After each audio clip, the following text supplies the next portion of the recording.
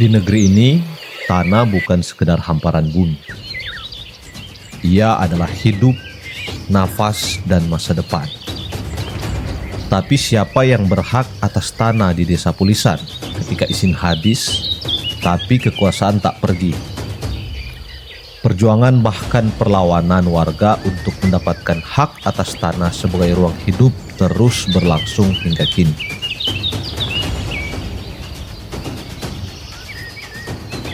Desa Pulisan berada di Kecamatan Likupang Timur, Kabupaten Minahasa Utara, Provinsi Sulawesi Utara.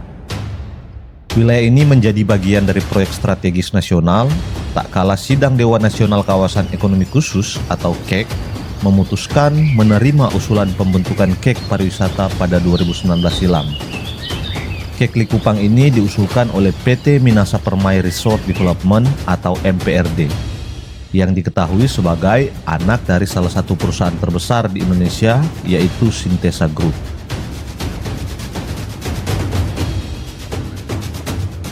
Tadi Raka,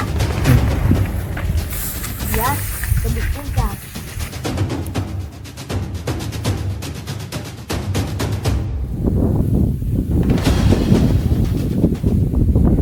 Di puncak ini, dulu orang masyarakat bebas menggunakan ini, mas sekarang sudah ke atas karena sebuah perusahaan yang batas orang umat.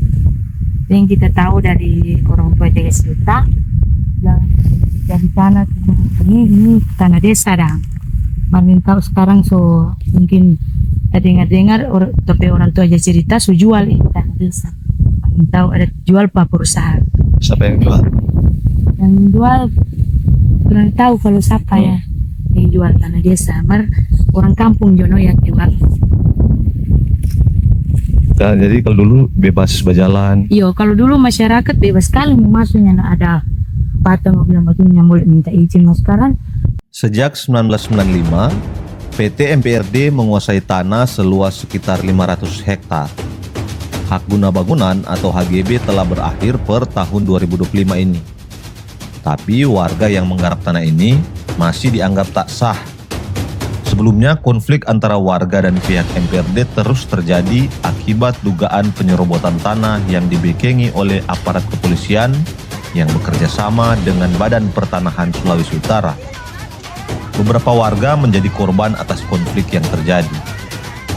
Aparat kepolisian terang-terangan menjadi aktor persekusi terhadap masyarakat di sana. Merlin adalah salah satu perempuan yang ikut berjuang bersama-sama dengan warga. Tapi di balik itu, dia menjadi korban represivitas BRIMOB yang datang bersama-sama dengan MPRD. Dia berusaha melakukan upaya hukum sampai melaporkan masalah ini di Kepolisian Daerah Sulawesi Utara. Terlihat memang kendaraan yang dari MPRD ini memepet untuk coba-coba mau ambil ini si BPN ini mau dimuat. Tapi kita tetap mengantisipasi supaya jangan dulu, harus buktikan dulu kalau memang anak BPN yang punya surat tugas, mari orang mau foto atau orang mau lihat supaya benar aktivitas hari itu sah dan tidak meresahkan atau tidak akan menimbulkan masalah untuk orang generasi yang ada tinggal di desa itu. Nah, setelah ada perbincangan untuk kesepakatan kalau begitu, orang ke kantor desa Jo, sambil orang tunggu di sana di kantor desa. Masih dalam cerita untuk orang mau ke kantor desa, tiba-tiba itu kan orang di situ itu ada BRIMOB yang lain yang berbeda grup dengan BRIMOB yang bersama-sama dengan BPN. Nah, sementara diskusi itu bercerita dengan tuh BPN itu dengan BRIMOB lain dengan mama-mama orang ada di situ. Tiba-tiba dari belakang arah kita langsung datang kemari, langsung bersuara begini. Nggak ada surat tugas. Nah, di waktu orang baku pegang tangan supaya mama ini bikin mata rantai tangan supaya ini BPN ini jangan kemana-mana dulu, dia mesti buktikan dulu, tunjukkan kan orang nyanda meminta dia harus apa, tinggal buktikan. Dari arah belakang kita itu Brimob, so sampai kan ini kita biru-biru tuh ketika di visum, ketika dorang so tak lewat bagi kita mesti paling muka. Nah di saat kita mau berusaha untuk paling muka itu yang untuk Pomdan satu dasiku patika. Si begini dasiku iyo anggota Brimob 1 itu yang dasiku pak kita sampai kita jatuh. Mayoritas masyarakat tulisan itu bergantung hidup di hasil laut dan hasil kebun. Juga tidak terlepas dari aktivitas pariwisata di pantai yang dikelola sebagai wisata. Jadi sebagaimana masyarakat tulisan itu hidup saling membutuhkan satu dengan yang lain, yang bertani menghasilkan tanaman hasil kebun itu dijual dan dinikmati oleh masyarakat. Nelayan, masyarakat yang berprofesi nelayan dengan hasil tangkapan atau hasil melaut dijual, yang membeli juga masyarakat lokal yang berkebun. Wisata Pantai Pulisan itu dalam pengelolaan badan usaha milik desa. Pantai Panjang. Heran bukan. Dalam begini kasih 300. Dorang ini cuma di bawah. Kasih tunjuk Pak Guntur. Dorang ini cuma di bawah di fasilitas supaya Warga dianggap pendatang, ada intimidasi, ada ancaman hukum. Di tanah yang mereka jaga, mereka justru diusir. Nah, Kapolres bilang harus putusan dulu baru ini boleh bertindak sini. Rapat terakhir orang di pantai. Jadi orang mau usahanya di sini bukan. Coba bapaknya mengamankan bukan mau baku ambilin orang. Coba bapak cuma pengamanan. Iya, biar.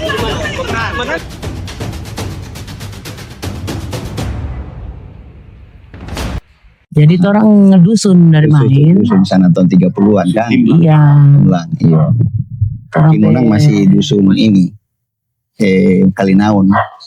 Register Pulisan kan nanti tahun 79. 79. Tapi sebelum itu ke sana kan itu memang keluarga Katu yang ada di sini yang pakai. Iya. Iya. Jadi MPRD datang di sini. Dulu kok belum tahu nama MPRD.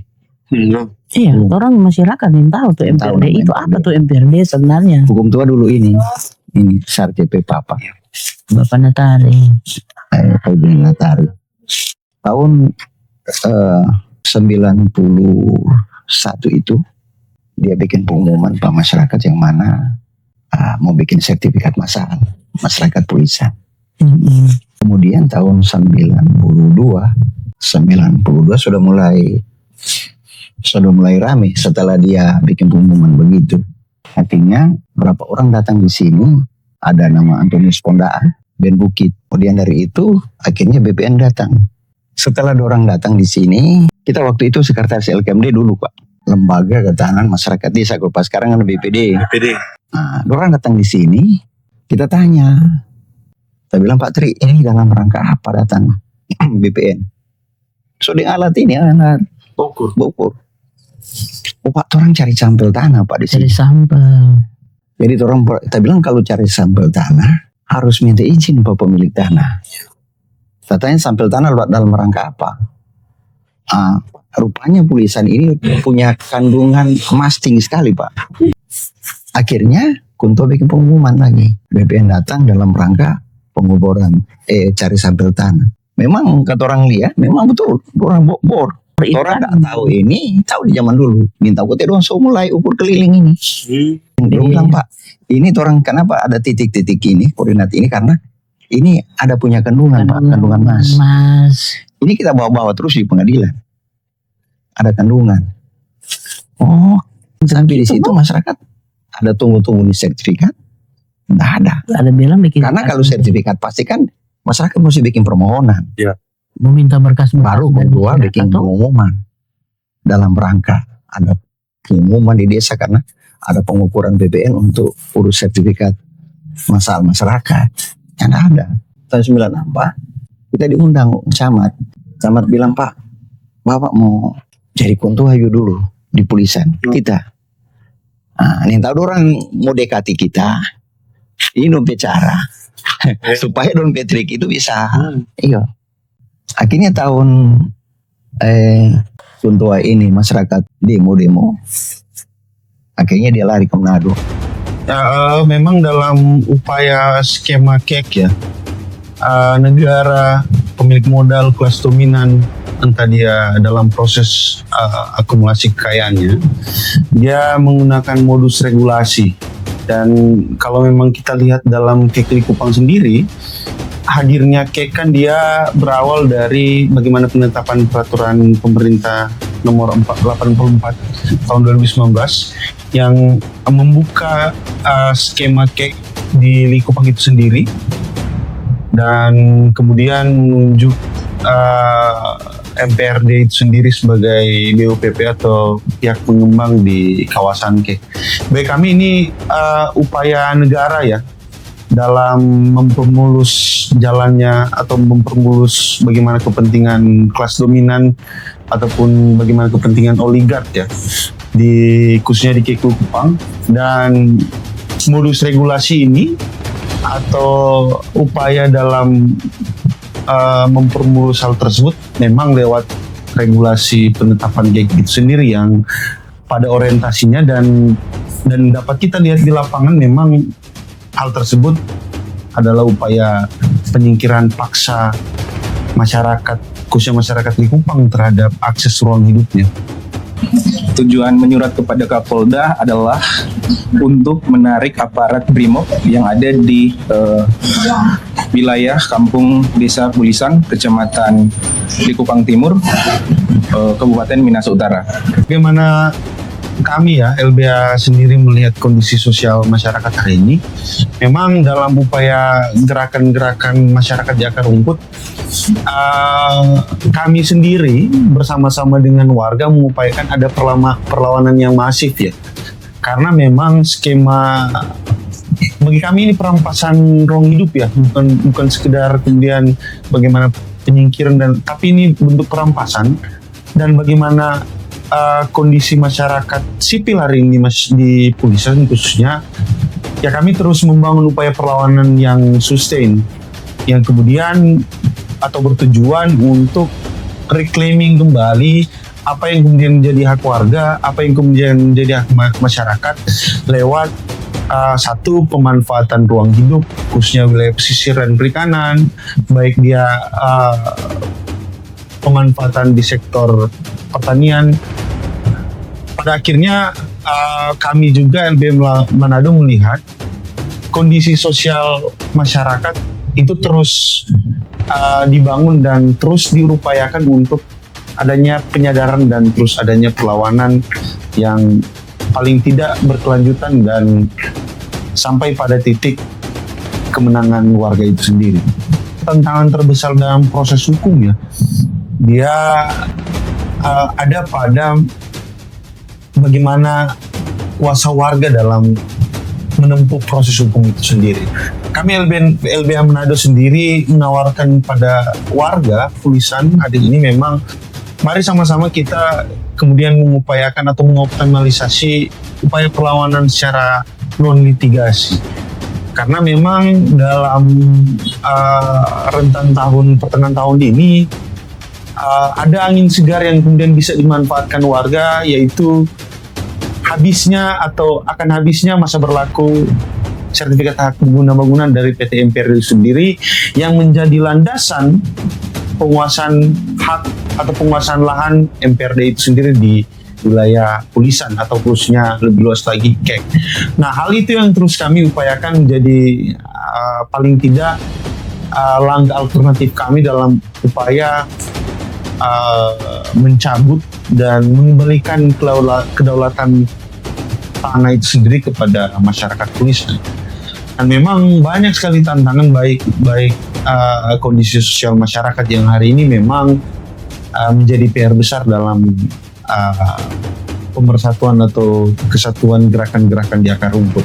Nah, itu mungkin menjadi tantangan kami dalam kerja-kerja di lapangan itu sendiri. Praktik ini tentu menunjukkan sikap abai negara ya dalam menjamin hak masyarakat atau warga negaranya.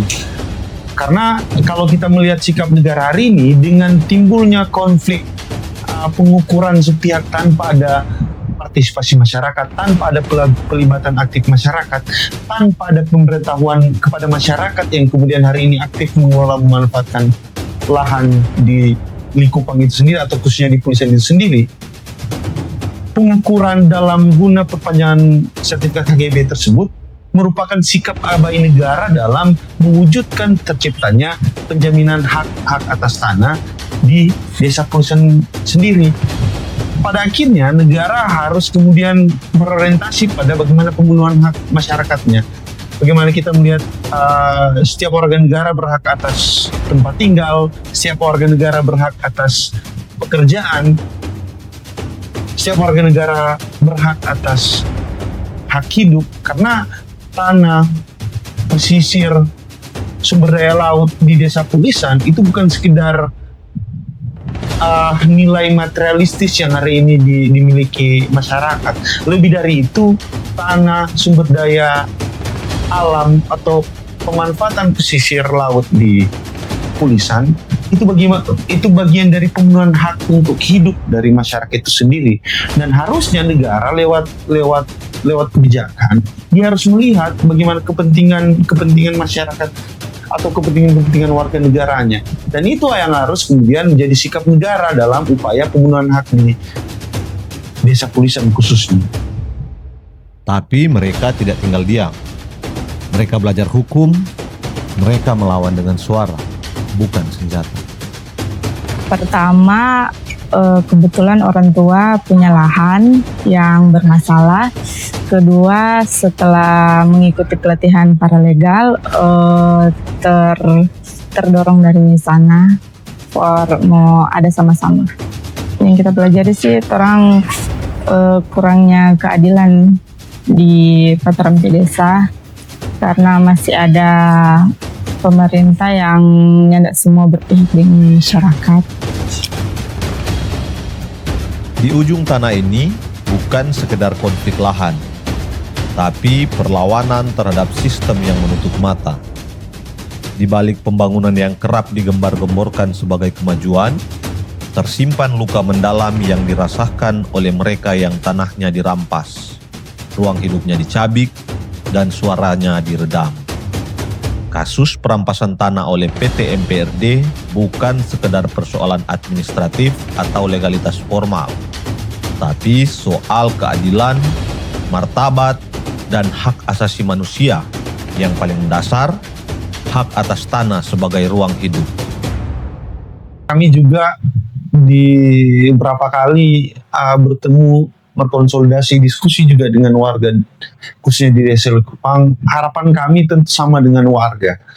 Yang pertama, adanya pengakuan negara terhadap hak-hak masyarakat atau warga negaranya. Lewat apa? Misalnya pengakuan atas hak masyarakat di Pulisan. Yang kedua, memang berhentinya beroperasi atau berhentinya, bagi kami bukan sekedar beroperasi ya, tapi eksploitasi lahan dari PT MPRD tentu harus dihentikan oleh negara. Itu tentu menjadi harapan. Yang ketiga, tidak ada lagi upaya kriminalisasi yang terus dilakukan, baik dia pihak perusahaan yang dalam hal ini MPRD yang difasilitasi negara, karena memang dalam proses hari ini ada sekitaran 9 warga atau masyarakat Pulisan yang dikriminalisasi karena pencabutan plang yang dilakukan oleh PT MPRD. Bagi kami itu salah satu harapan untuk negara harus melihat bagaimana upaya kriminalisasi ini yang terus dilakukan perusahaan yang tentu menurut potret kami itu difasilitasi oleh negara itu sendiri. Dan yang terakhir memang adanya kepastian terkait hak-hak atas tanah di Desa Pulisan, baik dia bagi dalam hal tanah untuk kepentingan sehari-hari dalam pemanfaatan pertanian, sektor dan lain sebagainya, dan baik juga dia pengakuan atas bagaimana hak warga untuk memanfaatkan pariwisata lokal maupun sumber daya laut yang kemudian hari ini terus warga manfaatnya. Kira-kira itu yang menjadi harapan kami, terus juga harapan masyarakat di Bulisan itu sendiri. Bagi warga, tanah bukan hanya lahan ekonomis. Ia adalah sumber kehidupan, tempat tumbuhnya sejarah, identitas, dan budaya. Di atas tanah itulah anak-anak dibesarkan, pangan ditanam, dan nilai-nilai diturunkan lintas generasi. Namun ketika MPRD hadir, semua itu direnggut begitu saja. Tanpa persetujuan yang adil, tanpa dialog yang setara, dan seringkali dengan intimidasi.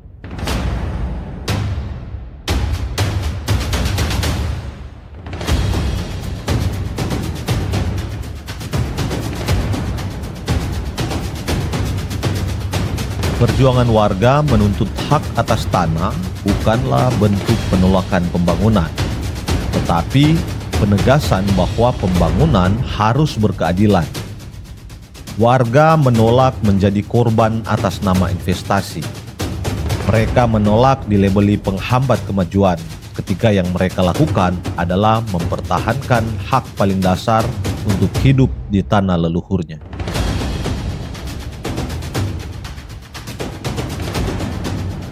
Nah, kalau untuk wisata lokal itu sangat membantu juga para dari hasil perkebunan, pertanian, dan hasil dari laut, dari nelayan. Sama kalau dari perkebunan sama yang pisang, dorang itu boleh jual di panti wisata ini. Kalau dari laut, ikan yang orang baru dapat, dorang boleh jual ke wisatawan yang datang mencari ikan. Terus boleh jadi macam atraksi begitu. Ketika ikan baru dapat, atau orang ikut langsung penelayan mau cari ikan itu bagaimana. Dan itu merupakan orang market, itu bukan cuma for wisata lokal sebenarnya, sampai ke Eropa. Kalau kita berusaha alat snorkeling, tour guide, jual jasa.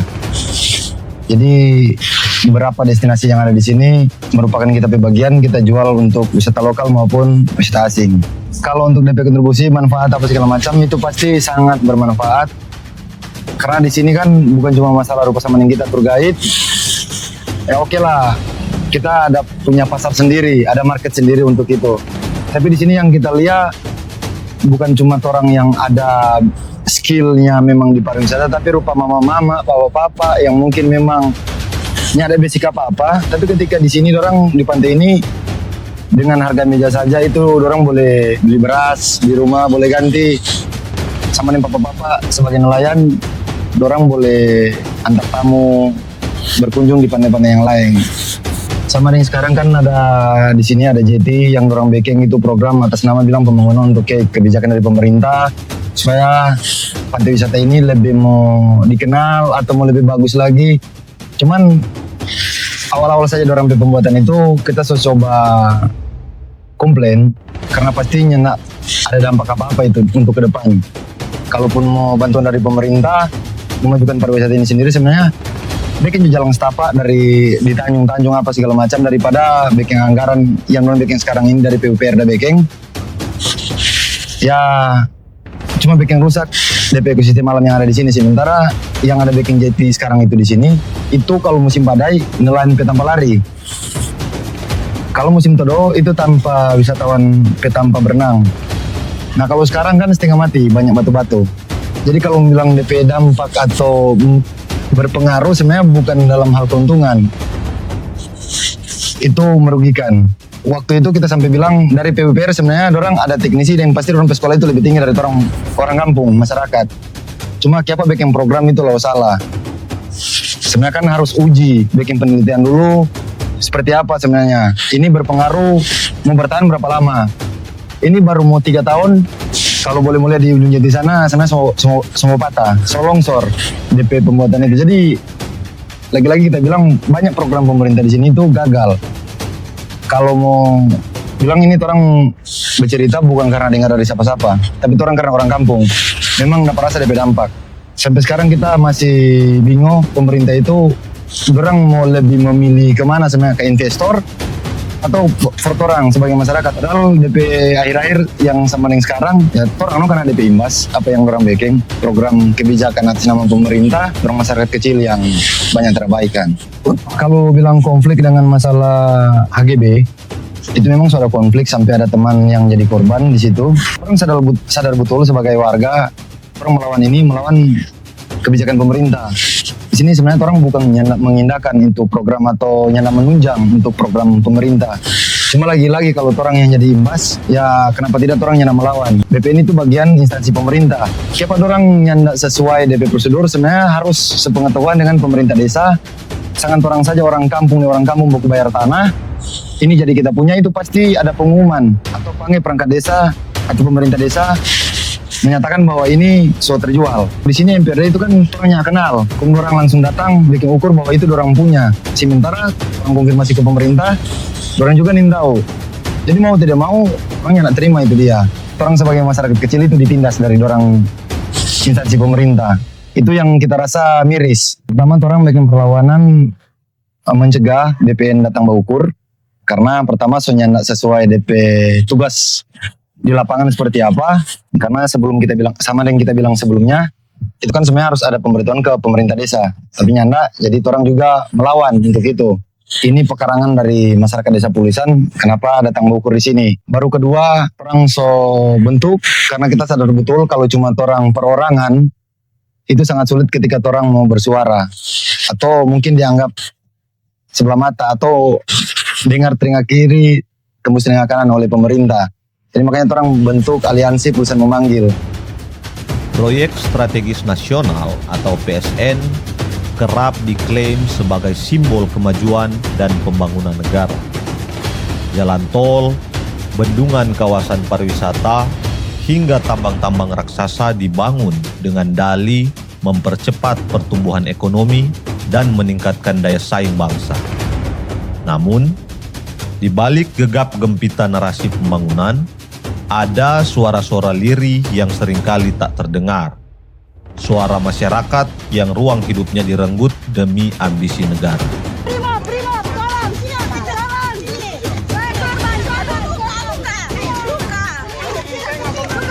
Untuk HGB itu supaya soalnya nak mau diperpanjang, karena kalaupun orang mau bercerita, orang istilah sini basa-basi. Karena orang suara rasa sendiri di sini. Orang bukan dengar dari orang lain, orang sini asli.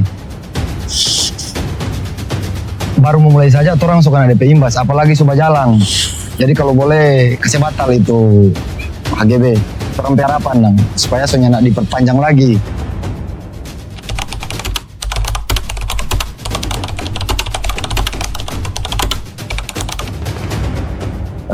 DP Persatuan ada kalau perempuan. Karena orang juga kan sebagian besar di sini kan berkebun, mau padi, rica atau ubi dan lain-lain itu biasanya orang tinggal mau ambil di kebun Bagi masyarakat Pulisan, tanah bukan sekedar aset ekonomi, melainkan sumber kehidupan, identitas budaya, dan warisan turun-temurun. Ketika proyek-proyek besar hadir tanpa partisipasi bermakna dari warga, yang terjadi bukanlah pembangunan, melainkan perampasan. Dari konflik agraria yang meluas, penggusuran paksa, kriminalisasi warga yang mempertahankan haknya, hingga rusaknya ekosistem yang menopang kehidupan lokal, PSN telah menjadi wajah pembangunan yang timpang. Hak-hak dasar mereka dikorbankan atas nama investasi. Kritik terhadap PSN bukan berarti anti pembangunan. Tetapi pembangunan yang mengabaikan hak masyarakat, merusak lingkungan, dan menutup ruang demokrasi bukanlah pembangunan yang berkeadilan. Negara seharusnya menjadi pelindung, bukan justru alat legitimasi bagi kepentingan oligarki. Serahin jangan apa? Kasih minum air kuat ya.